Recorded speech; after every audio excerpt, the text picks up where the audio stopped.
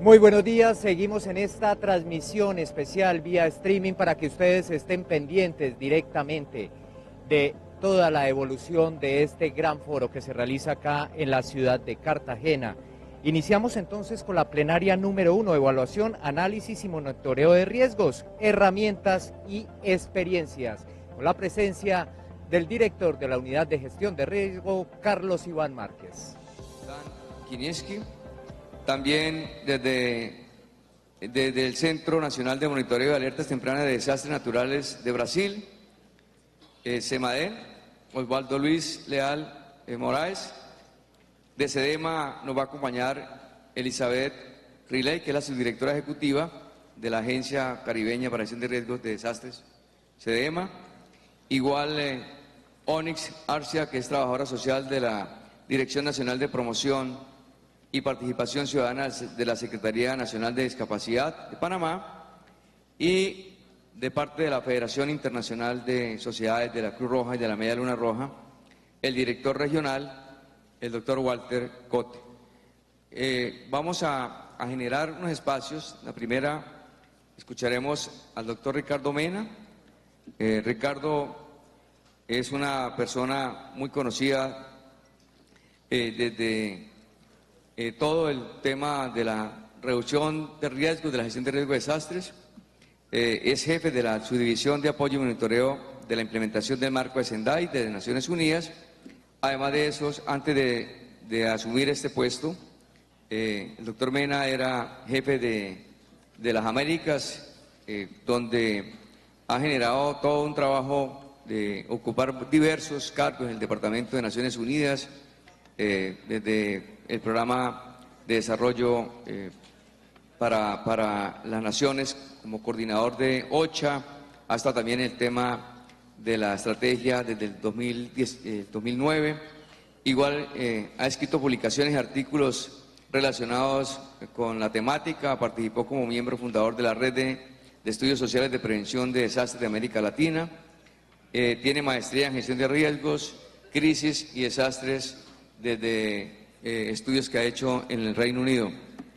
Para mí, como colombiano y parte de esta organización, escuchar al doctor Ricardo Mena es un gusto, para mí es un honor recibirlo, agradecerle desde ya porque también es alguien con quien buscamos la oportunidad de realizar esta sexta plataforma en Colombia y nos ayudó en esa gestión para hacerlo realidad. Esta es su casa, él es ecuatoriano, pero más de una vez le he dicho que Colombia es su segunda patria, si lo quiere estimar así en ese sentido. Doctor Ricardo tiene la palabra para que nos haga su ponencia central.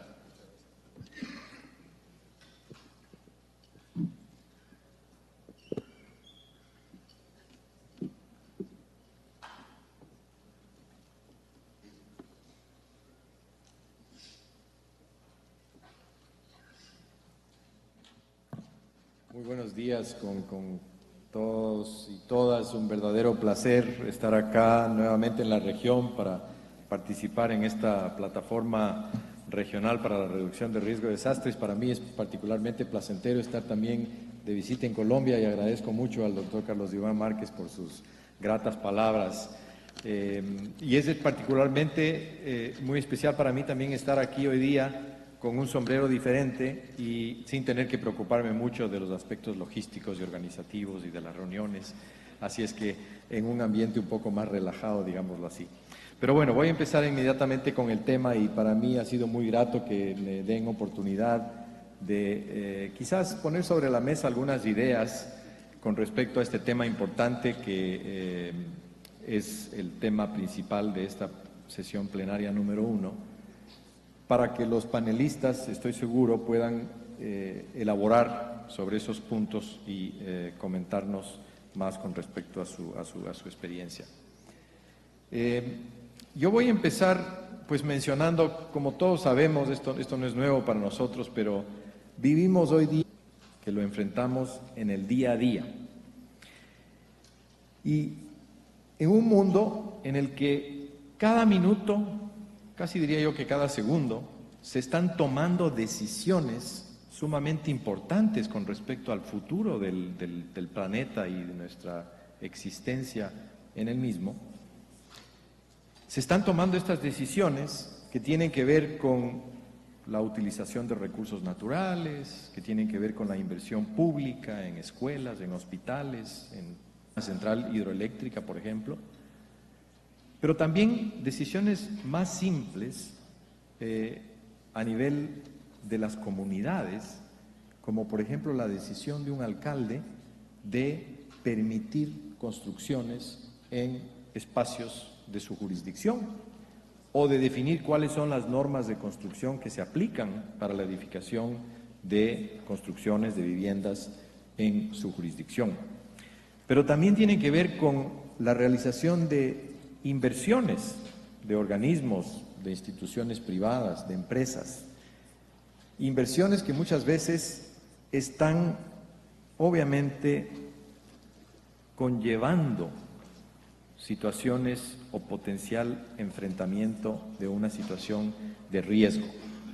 Y las decisiones se toman de todas maneras, exista o no suficiente información para una evaluación del riesgo que esa decisión puede llevar consigo misma. Entonces están intrínsecamente vinculadas. Y es así como, por ejemplo, si se decide construir un hospital en una zona sin hacer un análisis de riesgo, puede suceder, como en efecto hemos visto, que hay hospitales construidos en zonas inundables o en zonas con alto riesgo sísmico y que por no seguir un análisis de riesgo muy minucioso, pues llevan a que esa infraestructura acabe siendo sumamente vulnerable y pueda destruirse ante la ocurrencia de una amenaza. Y ahora tenemos un mundo todavía más complejo, porque a partir de la adopción del Marco de Sendai, en el párrafo 15 del Marco de Sendai, se habla claramente sobre el ámbito de aplicación del marco, que no solamente se refiere ya a las amenazas naturales, sino también a las amenazas que son creadas por el ser humano, ambientales, biológicas, tecnológicas, etc. Es decir, que tenemos que pensar ahora en una cancha diferente, en una cancha en la que ya no solamente vemos individuales tipos de amenazas naturales, sino que vemos también las tecnológicas y cómo éstas se interconectan entre sí y unas pueden provocar efectos en cascada que conllevan también las otras. Ejemplos de eso ha sido, por ejemplo, el sismo en Japón hace varios años, que generó no solamente un sismo, sino un tsunami y una falla estructural en una central nuclear que llevaron a una situación que todos conocemos. Ignorar la evaluación del riesgo puede también resultar muy peligrosa. Si es que tomamos ejemplos de países en la región, Haití, por ejemplo, durante muchos años ignoró la existencia de un alto riesgo sísmico y se enfocó todos sus esfuerzos hacia el riesgo de fenómenos hidrometeorológicos, huracanes, lluvias intensas, crecidas de nivel del mar, etc. Y eso tuvo una fuerte implicación sobre las posibilidades de Haití de avanzar en la ruta del desarrollo, porque el sismo que ocurrió generó una enorme destrucción y una enorme cantidad de pérdidas de vidas humanas, de las cuales el país todavía no termina de recuperarse. Pero permítanme comentarles muy brevemente que el marco de Sendai para la reducción de riesgo de desastres ofrece la estructura perfecta para que los países puedan asumir la evaluación del riesgo de desastres de una manera eficiente que permita realmente un impacto en la reducción del riesgo. Por ejemplo, me referiría a la prioridad 1 del marco de Sendai, que tiene que ver con la necesidad de comprender mejor el riesgo. ¿Cómo se comprende mejor el riesgo? Analizándolo en todas sus variables, tanto desde el punto de vista de la amenaza como de la exposición, de la vulnerabilidad y de las capacidades. Entonces, esto es un primer elemento fundamental. Y el marco de Sendai determina ya cuáles son las acciones que se deben tomar a nivel nacional, a nivel local y a nivel regional e internacional también, para poder avanzar el proceso de toma de decisiones de las que yo les hablaba hace un momento, de esas decisiones que se están tomando cada segundo, cada minuto, cada día, y que los políticos particularmente las toman, tengan o no información sobre riesgo. Entonces, tenemos que estar muy conscientes de esto. Y esto se vincula también muy estrechamente con la meta global del marco de Sendai, que tiene que ver con el incrementar el acceso y la disponibilidad de estrategias de reducción de riesgo de desastres a nivel nacional y local. Y una de las cosas que menciona con respecto a las estrategias del marco de Sendai es que justamente esas estrategias deben estar basadas en una evaluación de riesgo lo más comprensiva posible. Entonces volvemos, si es que nuestras estrategias de reducción de riesgo de desastres no están integrando aspectos sumamente importantes. Ahora, existen una infinidad de formas de hacer evaluación de riesgo y pueden ser desde muy simples, analizando la probabilidad de ocurrencia de un evento y la probabilidad de impacto, haciendo una priorización y seleccionando pues las que tienen mayor posibilidad de impacto y mayor posibilidad de ocurrencia. Sin embargo, existen también tanto evaluaciones de riesgo determinísticas o probabilísticas que permiten definir con más exactitud cuáles son los parámetros que deben llevar a una acción en términos de métricas de riesgo. Muchos de ustedes habrán oído de las pérdidas anuales probables o de las pérdidas máximas posibles, que son conceptos que no todos las manejan y que sin embargo son muy importantes a la hora de la toma de decisiones, sobre todo con respecto a las potenciales pérdidas económicas que pueden provocar los desastres.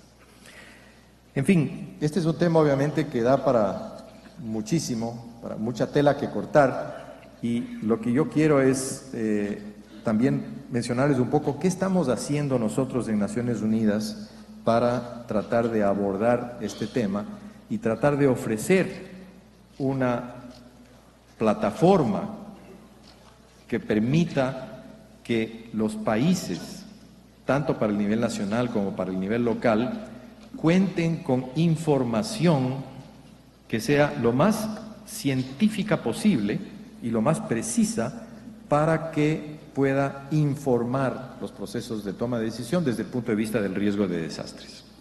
Entonces, muy rápidamente, estos son temas que ya he cubierto, así es que los paso muy rápido, pero este es nuestra propuesta que estamos ahora trabajando desde el año pasado con una consulta de expertos en evaluación de riesgo de desastres y que pretende generar esta plataforma o este marco que permita acceso a información sobre la evaluación del riesgo, que permita mejorar esta toma de decisiones sensible al riesgo de desastres.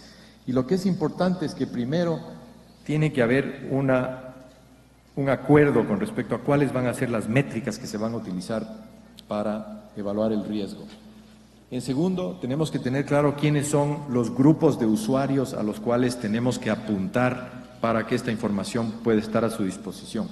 Y son muchos grupos, tienen que ver con organismos internacionales, obviamente con gobiernos, tanto al nivel nacional como al nivel subnacional, con gobiernos locales, pero tienen también que ver con la industria de seguros, por ejemplo, tienen que ver con la ciencia y la academia, tienen que ver con los inversionistas, en definitiva, todo el universo de personas e instituciones públicas y privadas que toman decisiones que llevan consigo la variable riesgo.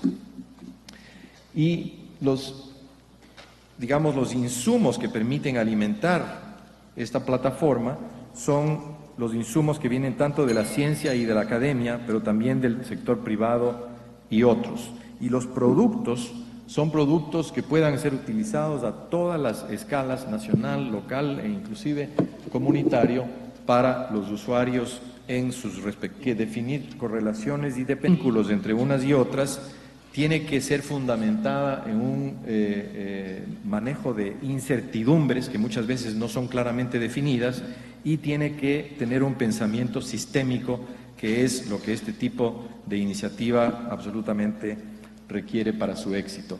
Y finalmente tiene que basarse en metodologías compartidas y una comprensión común, consensuada sobre el problema. El tema que yo quería plantearles, la complejidad del mundo actual, lo que conlleva realmente sensibles al riesgo, y lo que construir de manera conjunta. Pero mi tiempo se ha terminado y entonces voy a ser respetuoso con respecto al resto de panelistas y agradecerles mucho.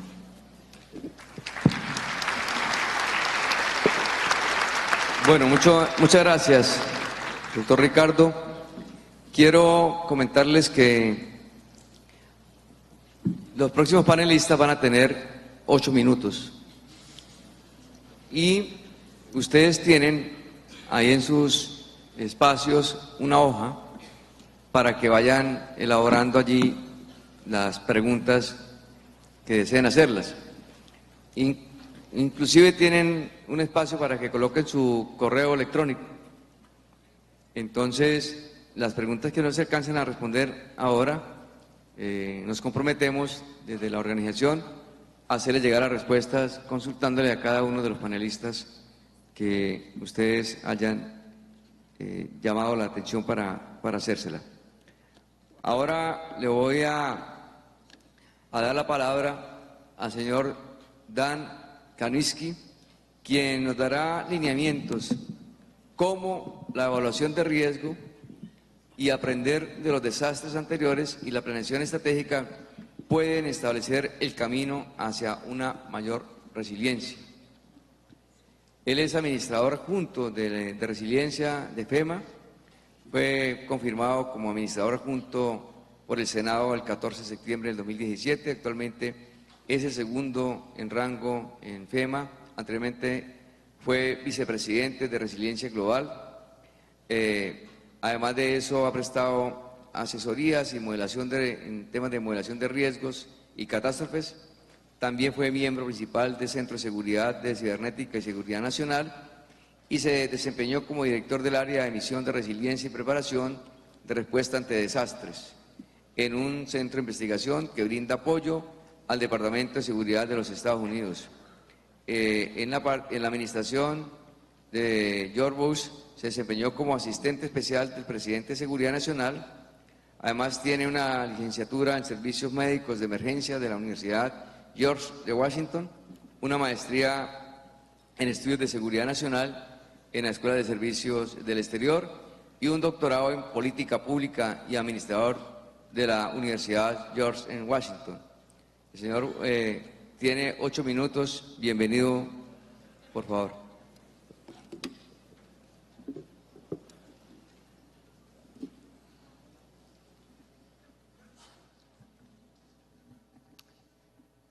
Thank you very much for the introduction, Dr. Marquez. Muchas gracias I'm por very esa glad to be part of introducción, this doctor Márquez. Me alegra muchísimo ser parte de esta reunión regional y tener tan distinguidos colegas en este panel. También quiero agradecer a los distinguidos anfitriones, la ciudad de Cartagena y el país de Colombia, y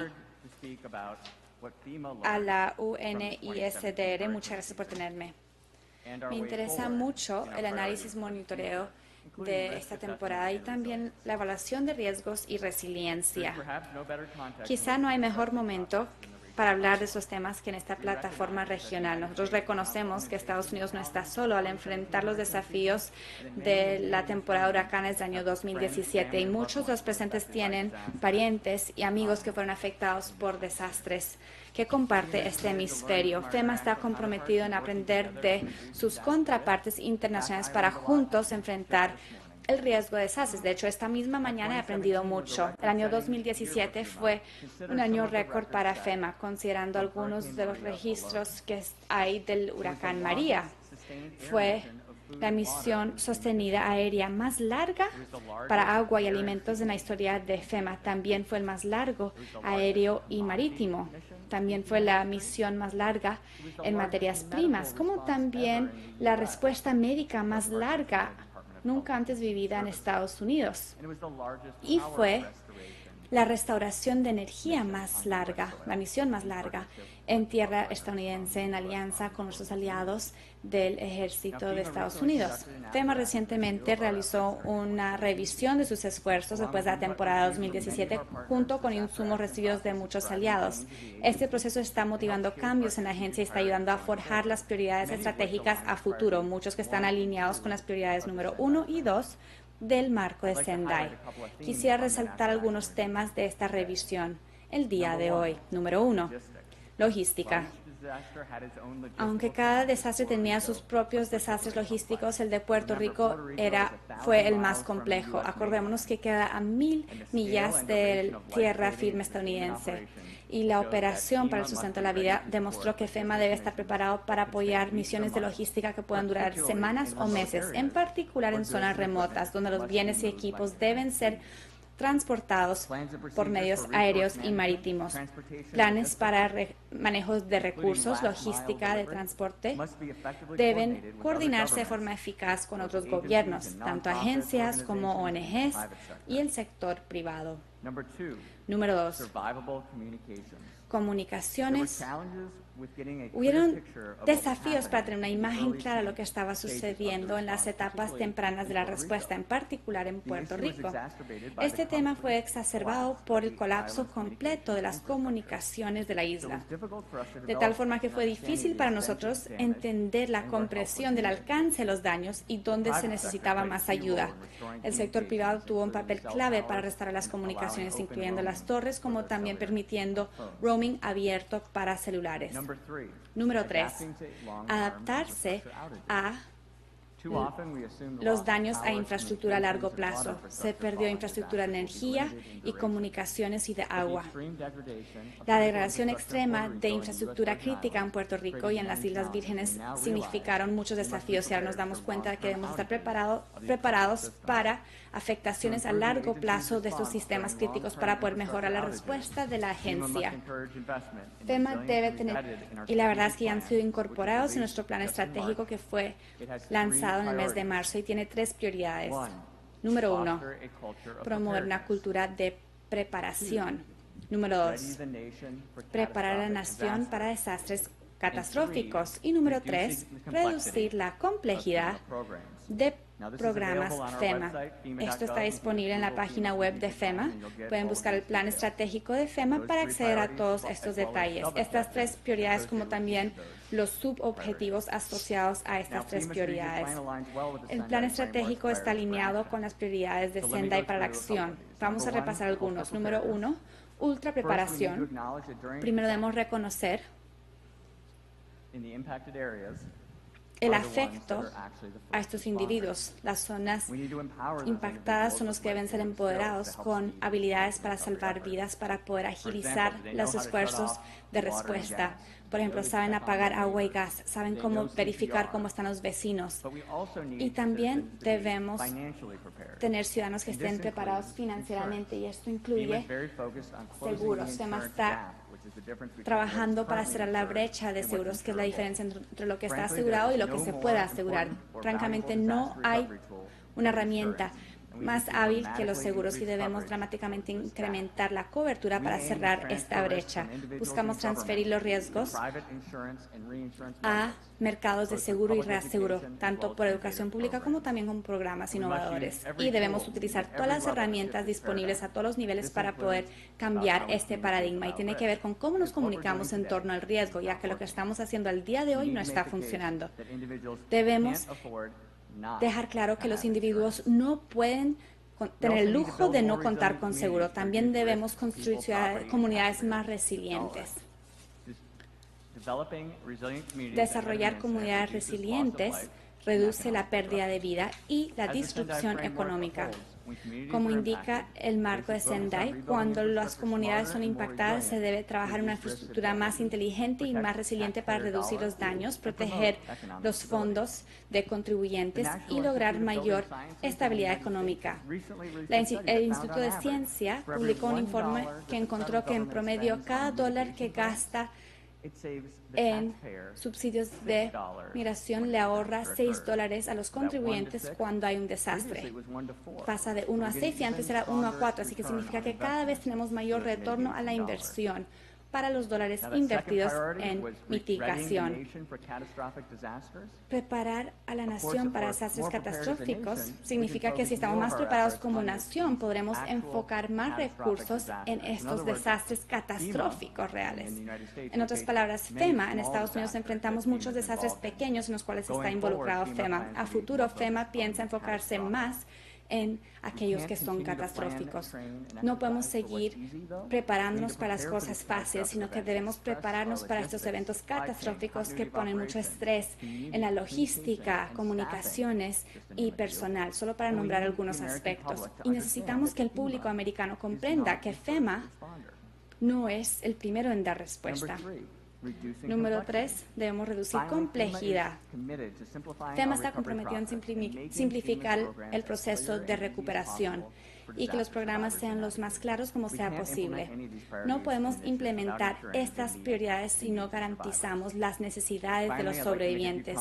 Por último, me gustaría comentar algunas cosas con relación a la comprensión del riesgo. Uno de los papeles de FEMA para ayudar a los individuos y comunidades y otras organizaciones a que comprendan los riesgos. Tenemos múltiples programas para ello, pero solo al trabajar juntos con las comunidades para ayudarles a ellos a comprender su riesgo y que el gobierno federal lo comprenda, es que podamos aunar esfuerzos para realmente reducir los riesgos. Estamos comprometidos a trabajar con aliados para desarrollar las mejores prácticas para que haya un ciclo de mejoría continua.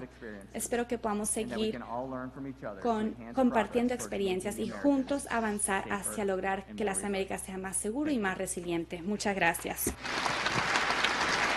Bueno, muchas gracias, Mr. Dan. Creo que un foro.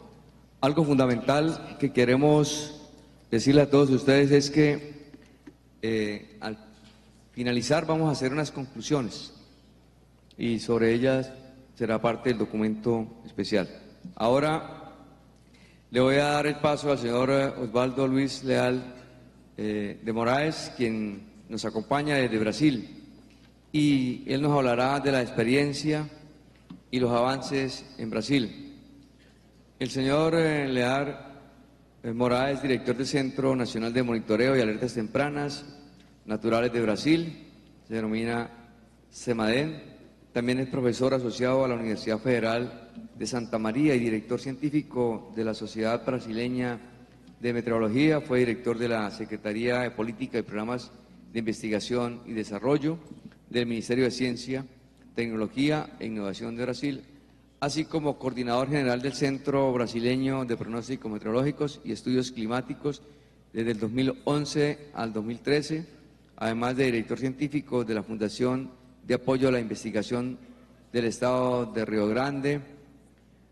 Coordinó el programa de posgrados en Meteorología y Física de la Universidad Federal de Santa María y fue asesor externo de la Universidad Federal de Río Grande. Además, el señor Moraes es coordinador del grupo de trabajo CIT sobre desastres naturales de los programas BRICS. Osvaldo se graduó en la Universidad Federal de Río Grande do Sul, en donde también obtuvo el doctorado de física en 1989.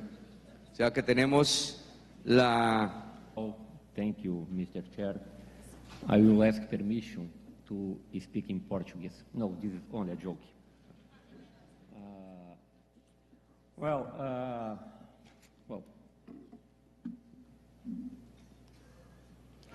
CEMADEN is a research.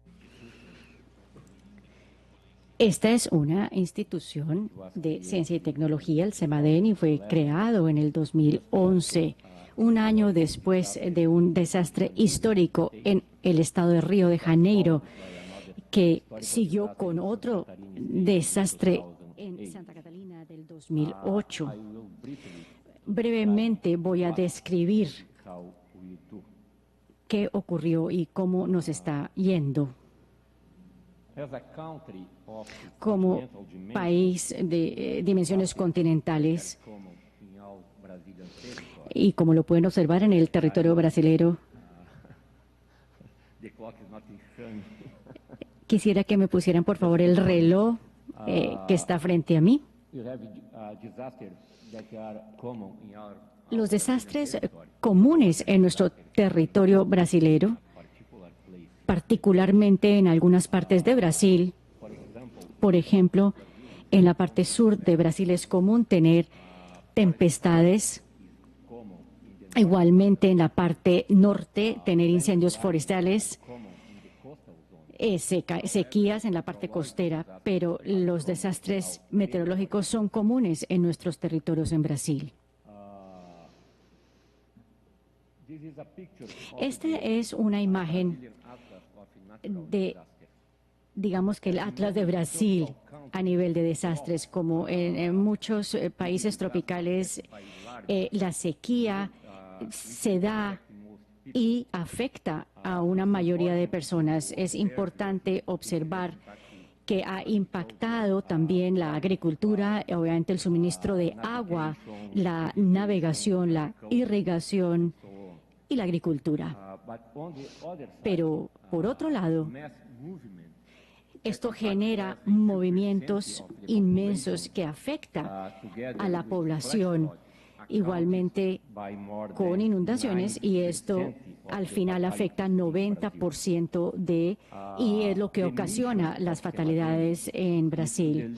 Entonces, la misión de CEMADEN es poder dar alertas tempranas que tiene que ver con los desastres hidrológicos. CEMADEN no tiene nada que ver con otro tipo de desastres. Claro, nosotros también proveemos información que viene del gobierno federal y cómo impacta las sequías. El trabajo de CEMADEN trabaja generalmente con los temas y los desastres hidrológicos y las sequías y las inundaciones. Otro tipo de desastres no tienen realmente que ver con nuestra misión. Este fue el desastre histórico, enfrentar realmente los desastres una vez ocurrían.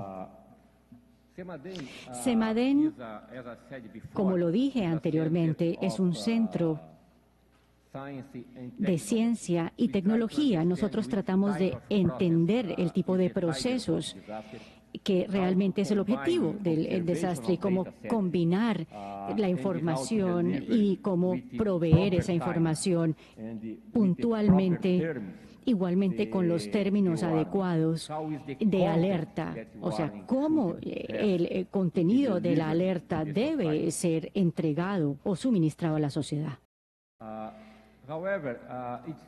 Sin embargo, es cierto que CEMADEN, o el trabajo de CEMADEN, es de 24 horas al día, 7 días a la semana, pero esto realmente tiene más con una operación, porque combina la ciencia y la tecnología, además de la comunicación y la educación, para suministrar alertas tempranas y brindar apoyo para las decisiones gubernamentales.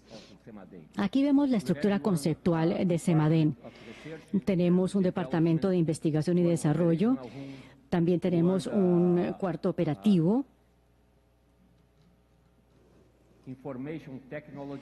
que provee información y tecnología, y tienen una inmensa red en Brasil. Desde el inicio, en el 2011, más de 80.000 alertas fueron suministradas a través de esta sociedad. Sin embargo, yo quisiera llamar la atención tal vez en algunas cifras. Claro, nosotros debíamos suministrar y hacer un buen trabajo. tanto en el área de software como hardware. También teníamos que tener una red de observadores y necesitábamos tener módulos y computadores. Pero si ustedes no necesitan de la gente, no necesitan de nada. CEMADEN tiene más de 100 técnicos. 70 de ellos de estos técnicos tienen un grado de maestría o de PhD, de doctorado.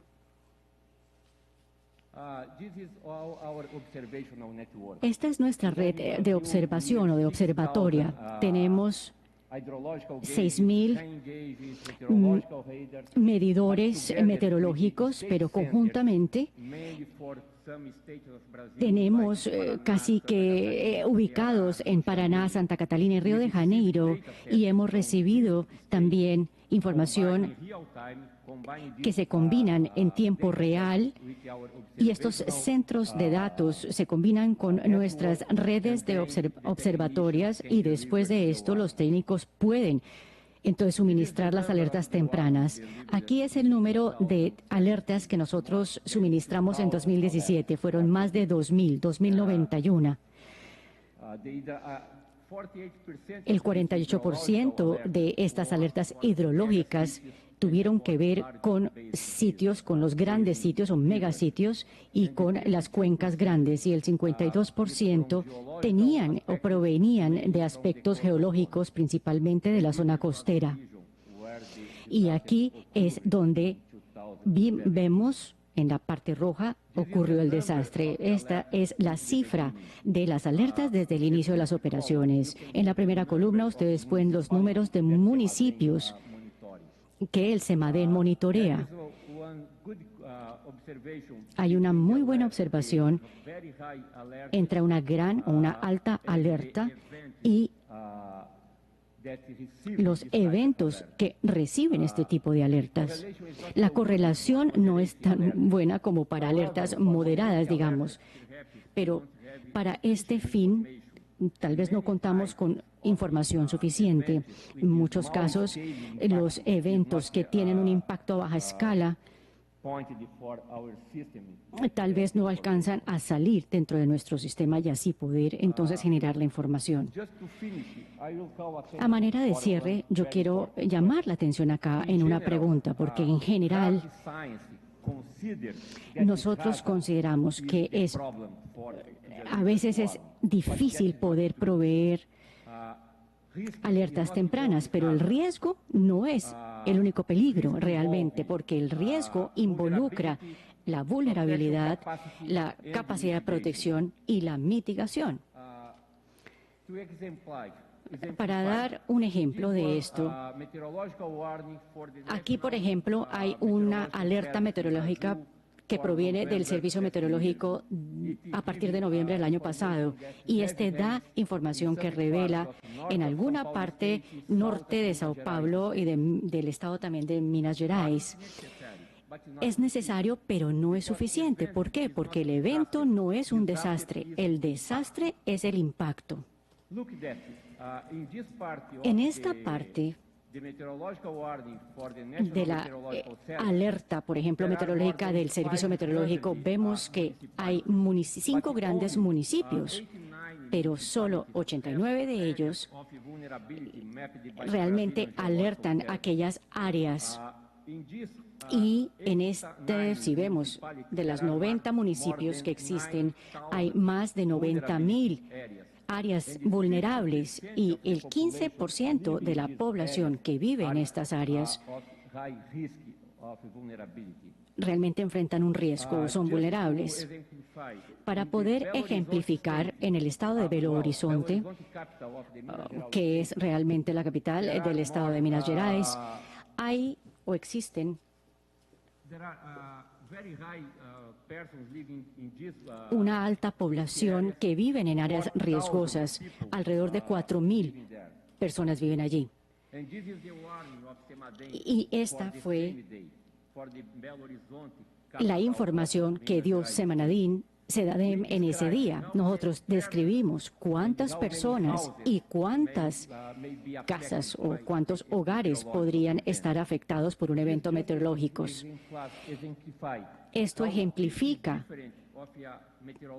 la diferencia que hay entre una, por ejemplo, una alerta temprana meteorológica a una de un desastre temprano. Muchas gracias. Bueno, muchas gracias, señor Osvaldo. Thank you, Me Mr. permito Osvaldo. invitar Now, let me a la señora Elizabeth Riley. Nos va a dar una ponencia sobre monitoreo, herramientas y experiencias desde la perspectiva de SEDEMA. La señora Elizabeth es directora ejecutiva adjunta de la Agencia Caribeña para el Manejo de Emergencias en Desastres. Tiene más de 18 años de experiencia en el área de la gestión de desastres y gestión ambiental.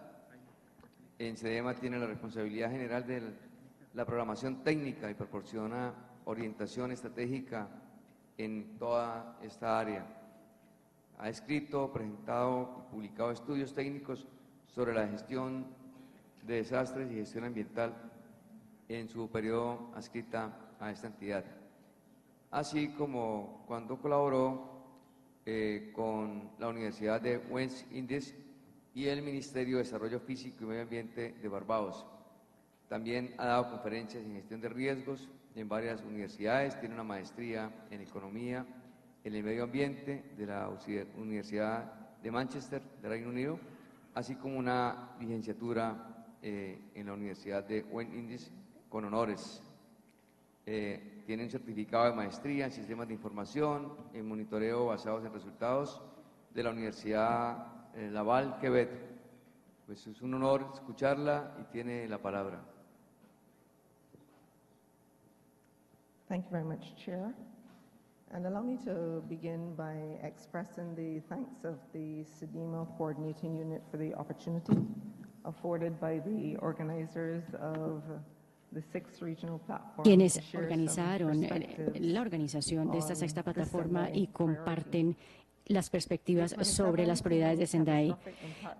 Los impactos de Irma y María en el 2017 reiteraron la necesidad de entender el riesgo y de basar las decisiones de riesgo sobre la evidencia.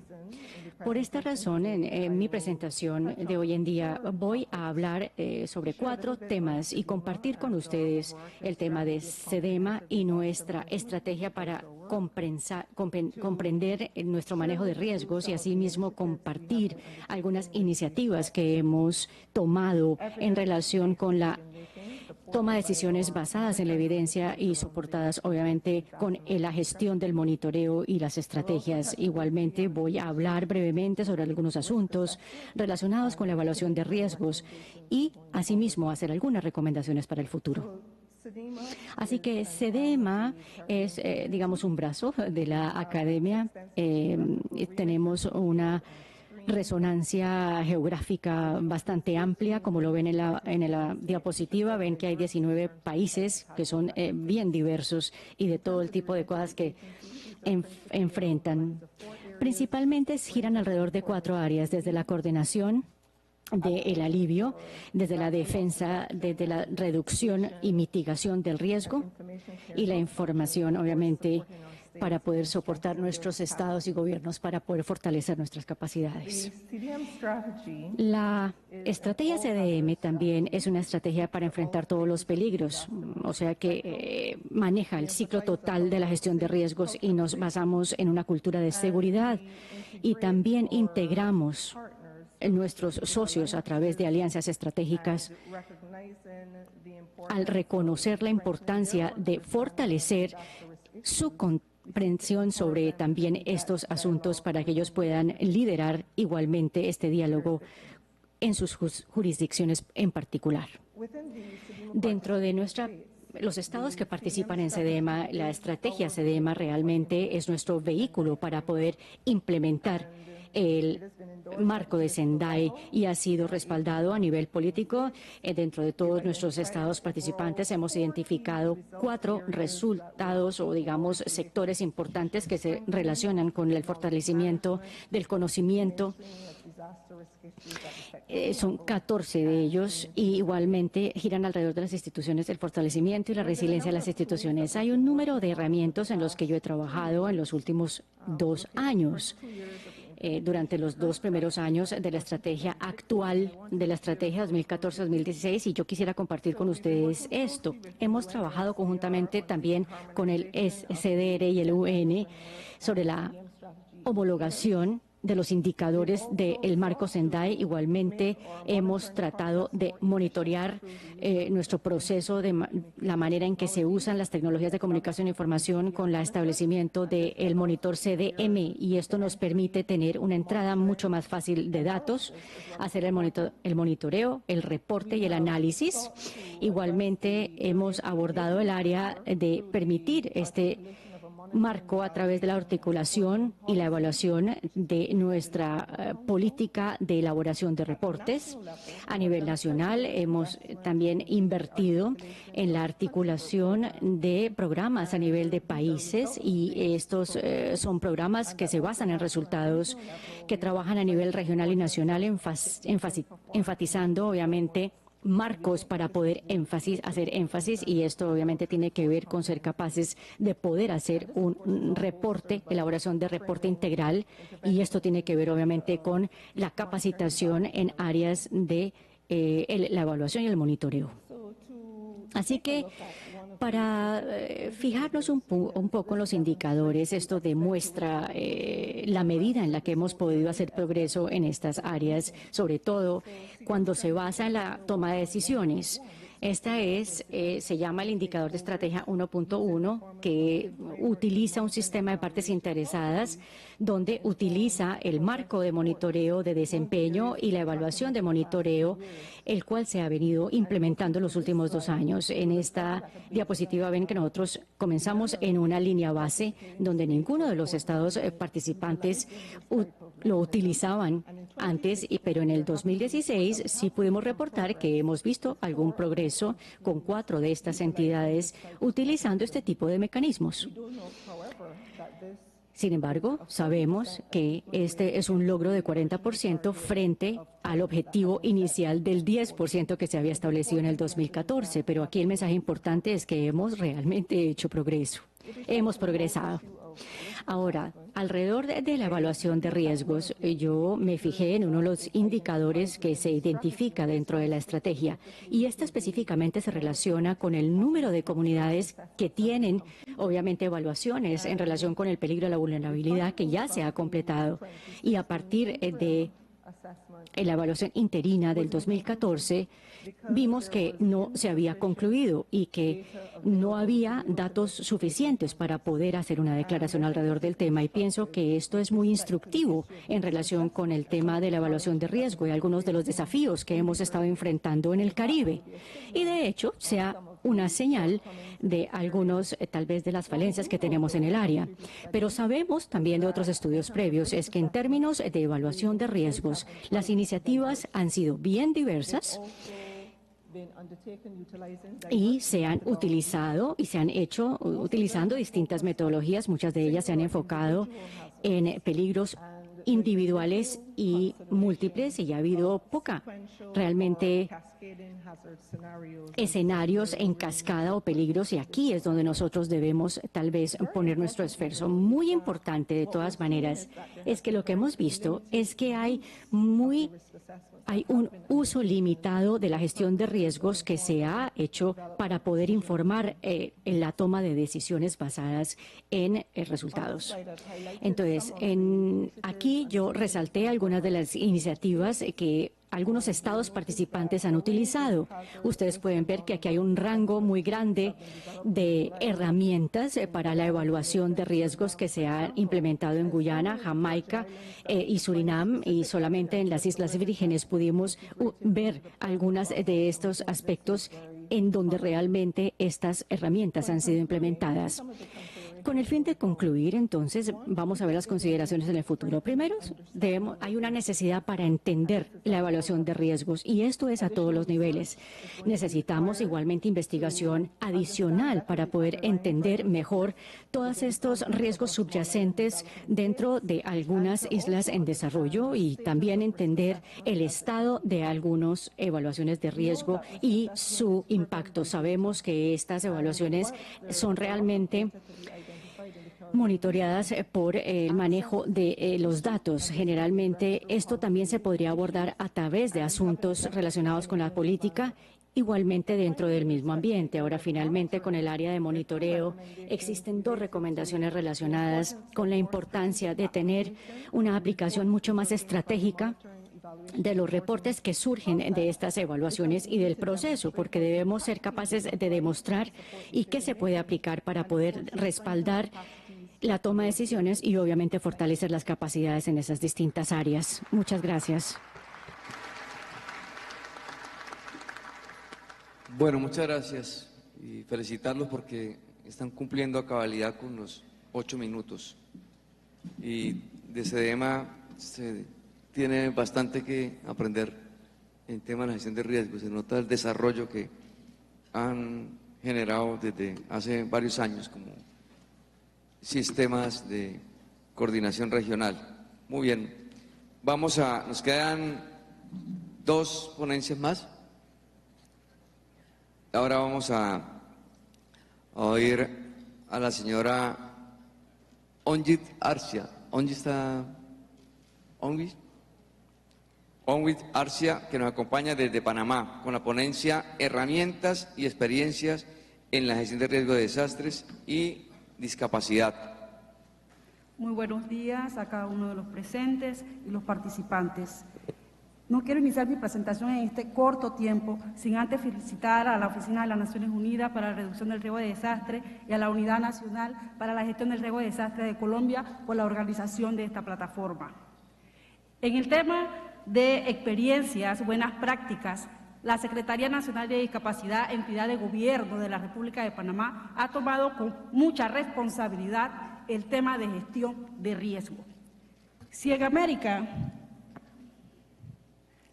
hay más de 85 millones de personas con discapacidad, si en Centroamérica hay más de 3 millones de personas con discapacidad, en Panamá tenemos 370.000 personas que presentan alguna condición de discapacidad que corresponde al 11.3% de la población. Nosotros, como oficina de gobierno que regenta el tema de discapacidad, teníamos que realizar un trabajo en tema de gestión de riesgo. Nuestro primer paso como experiencia y buena práctica como institución de gobierno fue la firma de un convenio con el Ministerio de Gobierno de Cooperación Interinstitucional y Asistencia Recíproca. ¿Cuál es la importancia en esta experiencia para nosotros como oficina de gobierno? Que si bien es cierto, la firma de este convenio da respuesta al objetivo número 2 del marco de Sendai en temas de gobernanza, a nosotros nos permitió como país seguir lineamientos y estrategias establecidas en la meta número 1 del marco de Sendai sobre conocer el riesgo. La firma de este convenio a nosotros nos permitió impulsar un plan de gestión de riesgo para las personas con discapacidad, para que la población con discapacidad esté preparada antes, durante y después en situaciones de emergencia. La Secretaría Nacional de Discapacidad, por medio de esta firma del convenio, nosotros formamos parte de la Plataforma Nacional para la Gestión de Riesgo de la República de Panamá, del Sistema Nacional de Protección Civil, e incluir en el tema de gestión de riesgo el tema de discapacidad. Nosotros, además, formamos parte del Centro de Operaciones de Emergencias, COE, en el cual nosotros contamos con un equipo multidisciplinario conformado por equipo técnico, trabajadores sociales, intérpretes de lengua de señas, para poder dar respuesta en este apoyo que tiene que ser multisectorial en las situaciones de emergencia. En las imágenes Nosotros hemos atendido situaciones por incendios, por inundaciones en asentamientos humanos. Aquí tenemos una de nuestras intérpretes de lengua de señas con las emergencias que se dieron con el huracán Otto en el año 2016. El marco de Sendai nos indica a nosotros la importancia de difundir la información. Nosotros como institución, en seguimiento al cumplimiento de esta meta, hemos difundido por todos los medios tradicionales, incluyendo nuestras páginas web que ahorita mismo estamos trabajando y la estamos construyendo para que sea accesible a las personas con discapacidad. Para comprender el riesgo, nosotros como institución hemos impulsado la continua capacitación y sensibilización a funcionarios de gobiernos en todos los niveles. Además, hemos sensibilizado a las organizaciones de personas con discapacidad, a la sociedad civil y a los estamentos de seguridad.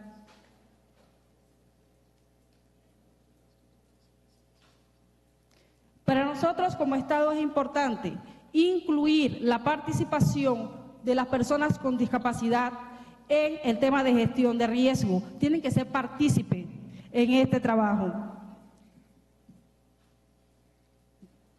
Nosotros también, como Estado, hemos trabajado en conjunto con el Sistema Nacional de Protección Civil en el Plan Nacional de Gestión de Riesgo y el tiempo se me está acabando. Nuestra hoja de ruta es una hoja de ruta que nosotros hemos trabajado con una visión de 5 años. Nuestra hoja de ruta está visionada a hacer un trabajo multisectorial. Nuestra hoja de ruta le agradecemos mucho a la Oficina de las Naciones Unidas y nos sentimos honrados por haberla tomado en cuenta como una buena práctica. Sin embargo, nuestra hoja de ruta la presentamos en agosto del año 2017 en la Comisión de Derechos Humanos en Ginebra, Suiza. Esta comisión nos realizó algunas recomendaciones a nuestra hoja de rutas y entre ellas que debemos adoptar un plan de emergencia en situaciones de riesgo para que Panamá pueda atender las situaciones de emergencia con un enfoque multisectorial e inclusivo.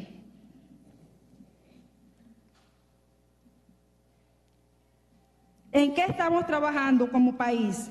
Nosotros estamos trabajando, primero, en establecer lineamientos que nos permitan potenciar sistemas de respuesta mucho más inclusivos y adecuados a las personas con discapacidad. Deseamos y estamos trabajando en realizar los ajustes correspondientes a los protocolos existentes. Además, estamos trabajando en las recomendaciones que nos realizó el Comité de Derechos Humanos de Ginebra, Suiza.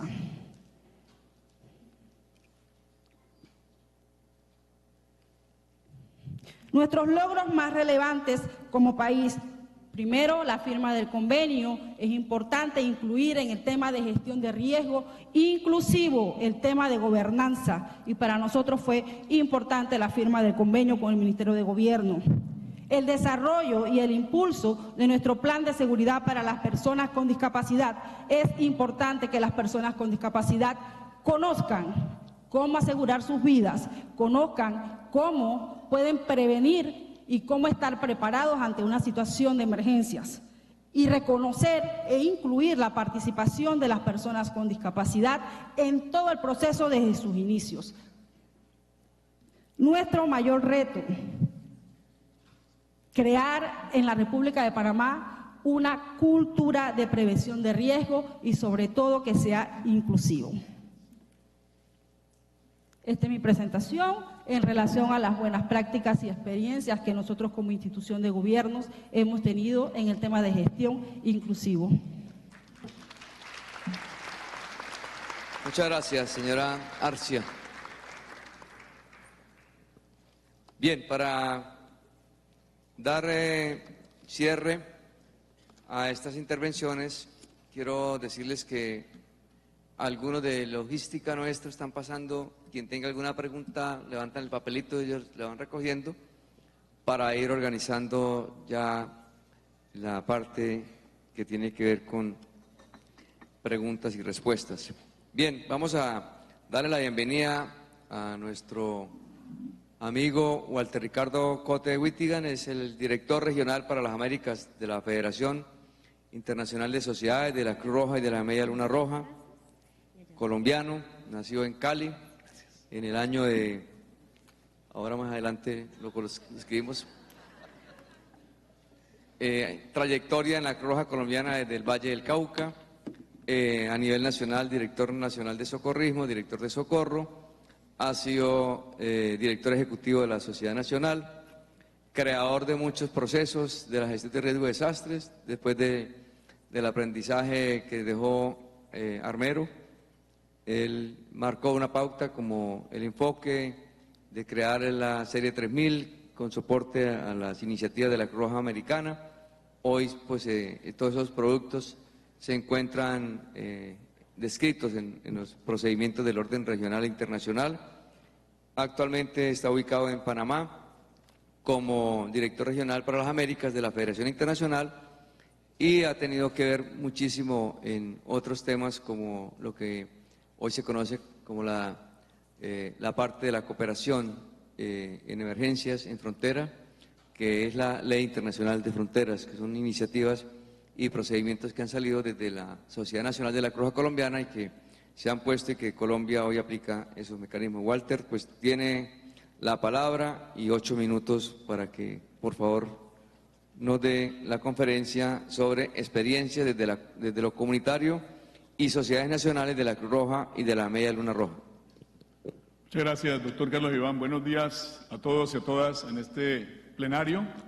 Quiero, en primer lugar, agradecer a los organizadores, al gobierno colombiano y a la Unidad de Gestión de Riesgo, a las Naciones Unidas a través de la Estrategia para la Reducción de Desastres, al querido pueblo de Cartagena y de Colombia por recibirnos aquí, a los miembros de la Cruz Roja en todo el continente, 35 países, 850.000 voluntarios que tenemos en este continente, en 35 sociedades nacionales aquí representadas por cerca de 130 personas en este foro, de las cuales 30 vienen de otros países, 16 en total. Y estamos con esto demostrando el compromiso profundo que tenemos con la reducción del riesgo en el norte del continente, en el Caribe, en Centroamérica y en el sur. Lo primero que quiero compartirles sobre la información es que nosotros queremos, debemos y apreciamos la posibilidad de hacer una tarea conjunta con ustedes y es por eso que lo que buscamos es que la información que tengamos hable de cosas que combatan la indiferencia, la ignorancia y la falta de responsabilidad y solidaridad con las personas que sufren. Y por eso hemos intentado crear un mecanismo que llamamos el Sistema de Información Integral e Integrado, que hace que nosotros por dentro podamos analizarnos a nosotros mismos, nuestra capacidad, nuestros recursos y nuestras posibilidades operacionales, aplicando el rol auxiliar y desarrollando también conexión con otros actores de nivel local e internacional. O sea, la información que buscamos tener apunta a lo siguiente. Hemos detectado y hemos visto durante nuestra experiencia de muchos años en Colombia, en América y en otros continentes, que desde la perspectiva de los que hacen las cosas o las deciden, el que no sabe a dónde va está destinado a llegar a ninguna parte. Y eso es un peligro. Y es por eso que cuando queremos avanzar tenemos que estar bien informados, democratizar la información y hacer que haya sistematización de las cosas. Y sistematizar duele. Tener mecanismos que sistematicen duele. Tener mecanismos que muestren la verdad duele. Estamos muy acostumbrados a dar cifras y cosas que realmente no están comprobadas y no se basan en evidencia, no se basan en seguimiento y monitoreo. Entonces lo que nosotros buscamos en nuestro proceso interno en la federación y en la relación con las sociedades nacionales es que en primer lugar todo lo que digamos sea comprobado con las comunidades, con los sistemas locales y con los actores locales de instituciones con las que trabajamos diariamente y en las noches. Aquí vemos un poco la importancia de que tengamos esa idea de democratizar la información y hacerla, digamos, proceder a través de mecanismos que sean ordenados, tal como se ve en esta gráfica. Y lo que quiero destacar aquí es que lo que queremos generar son redes inclusivas, interactivas, multipropósito, multitemáticas, que reconozcan la ciencia, la tecnología, pero también el conocimiento tradicional, reconozcan la capacidad de las comunidades de tener su propia experiencia. Asimismo, hemos empezado a crear tableros de control, dashboards y mecanismos que nos permiten ver con precisión y en tiempo real lo que nosotros estamos haciendo para poder informarnos a nosotros mismos y tomar decisiones adecuadas, pero también informar a nuestros socios y aliados de manera correcta, permanente y clara. Eso implica una gran responsabilidad. Un sistema de información integrado lo que busca es revolucionar las decisiones, busca revolucionar la tarea que hacemos y hacer que todo lo que digamos esté comprobado en números y en hechos que eviten opiniones infundadas. Y para eso, esos tableros de control muestran nuestra capacidad operacional, nuestra capacidad de disponibilidad en cuanto a la reducción del riesgo, a la resiliencia, muestran todo lo que estamos haciendo y las capacidades de cada país.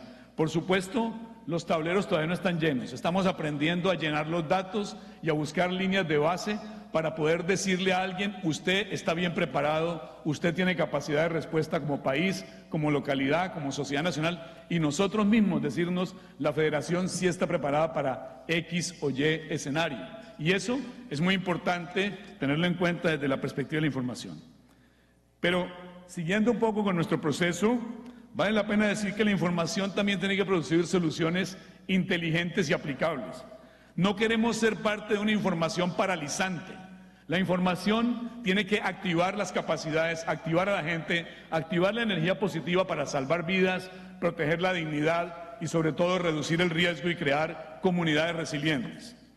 La información tiene que además ser capaz de enganchar a la comunidad, de hacer lo que llamamos en inglés community engagement. La información tiene que crear credibilidad, tiene que crear sinergia, contacto.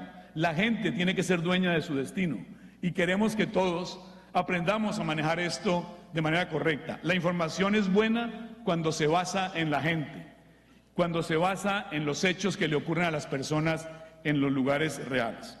Es por esto que nosotros intentamos crear un mecanismo donde se recogen los datos, se recolecta la información, pero también queremos ensayar y aprovechar varias posibilidades que tenemos en la organización usando tecnología adaptada, tecnología que es absorbible, que puede ser usada a nivel local sin alto costo, y para eso hemos desarrollado varios modelos con el apoyo y la experiencia de las 35 sociedades nacionales de la región y con apoyo de universidades, de socios.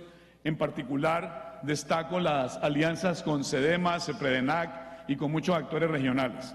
En Panamá tenemos una presencia de coordinación regional donde hay 5 factores que queremos destacar dentro de nuestro mecanismo de información. Número 1, estamos trabajando en crear un hub humanitario en general y en ese hub humanitario esos 5 factores se planifican y se desarrollan de manera muy especial, basadas en información adecuada. Y para terminar, tenemos que decir que también intentamos ensayar ahora forecast-based financing, o sea, una predicción para poder pagar cosas que puedan generar prevención correcta al muy largo plazo y hacer una inversión real, como lo mencionaba el presidente de la República hace un rato. Nosotros estamos comprometidos con la causa humanitaria, pero desde la base de la eficiencia, el pragmatismo y los hechos. Y en eso tenemos un ejemplo muy importante en el Caribe, pero también tenemos ejemplos muy importantes en Sudamérica, en Centroamérica y en el norte.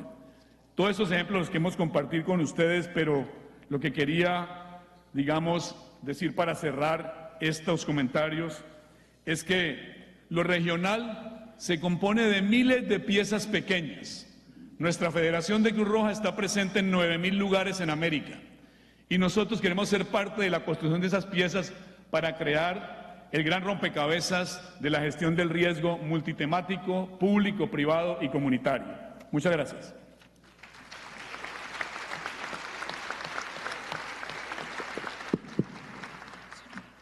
Bueno, muchas gracias. Vamos a dar paso a unas preguntas que se han seleccionado reconociendo que el tiempo aprovechado de las explicaciones que nos han dado cada uno de las conferencias y de los conferencistas nos generan unos elementos demasiado importantes, recordando que este ejercicio nos va a servir bastante para darle cumplimiento y seguimiento a todos los temas que acá veo a Ricardo muy interesado, que nos va a servir a todos, es para la prioridad número 1, el marco de Sendai, que tiene que ver en la temática de la reducción de riesgo de desastres y además de eso, recoger, como lo han manifestado la mayoría de ustedes, el tema contextual y bajarlo hacia lo pragmático.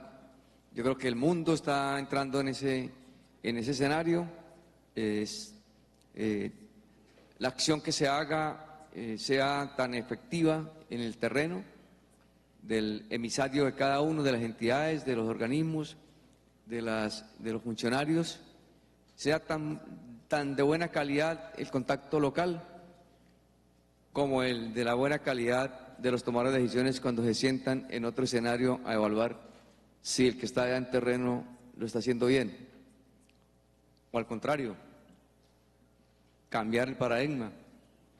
Bajémosle a la reunión de análisis en ese nivel y mejoremos las condiciones del trabajo local para que impacte.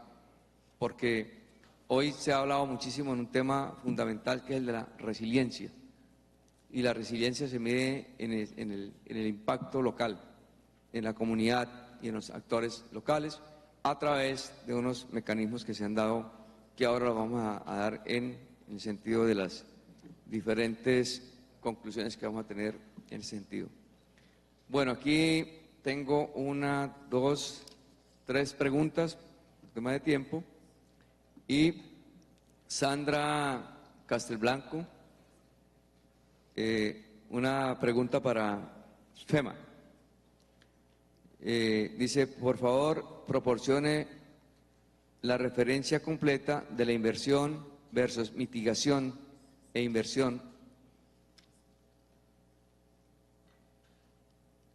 O sea, le repito, por favor, proporcione la referencia completa de inversión versus mitigación en temas de dólares, inversiones versus respuesta, que también lo calcula. Mitigación $1, respuesta $6. Por favor. Of course, thank you. Again, it's the Claro que sí, con mucho gusto. Es la Institución Nacional para la Construcción de Ciencias que está establecida en los Estados Unidos y que dice que por cada dólar que el gobierno estadounidense suministra a los gobiernos subnacionales a nivel estatal y local, ahorra $6 en caso de que ocurra un desastre. En un estudio reciente, emitido hace pocos meses, actualiza un estudio del 2005 que tenía un retorno más corto de $1 por 4, pero la nueva cifra es de $1 de inversión actual ahorrará $6 en el futuro. Muy bien, muchas gracias. Okay, thank you very much. Ramón Gabriel Padilla pregunta, desde su experiencia, ¿cómo ha sido el manejo de la reducción de riesgos en las personas con discapacidad desde el estado de vulnerabilidad en cada comunidad? Dice métodos utilizados para la señora Arce. Buenas. Desde el año 2010, Senadis tuvo una inversión, más que todo un gasto de recuperación de $149 millones por una situación de baja presión que se dio en nuestro país, en la cual las personas con discapacidad se vieron afectadas. Desde nuestras experiencias, lo importante es incluir a las personas con discapacidad desde el inicio de los procesos. Primero, para que estén preparados y tal y cual como lo dicen los Objetivos de Desarrollo Sostenibles 2015-2030, disminuir el número de muertes. Y segundo, para nosotros hacer resiliencia y mitigar de una forma más rápida y mantener un sistema de recuperación. Incluir a las personas con discapacidad sería la clave en este proceso de gestión de riesgo inclusivo. Muy bien, muchas gracias. Para el doctor Ricardo Mena, de Juvenal Medina. Importantes conclusiones a esta hora desde la ciudad de Cartagena.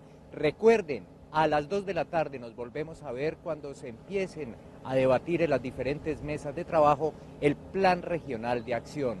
Para nosotros ha sido un placer acompañarnos y recuerden, la cita a las 2 de la tarde.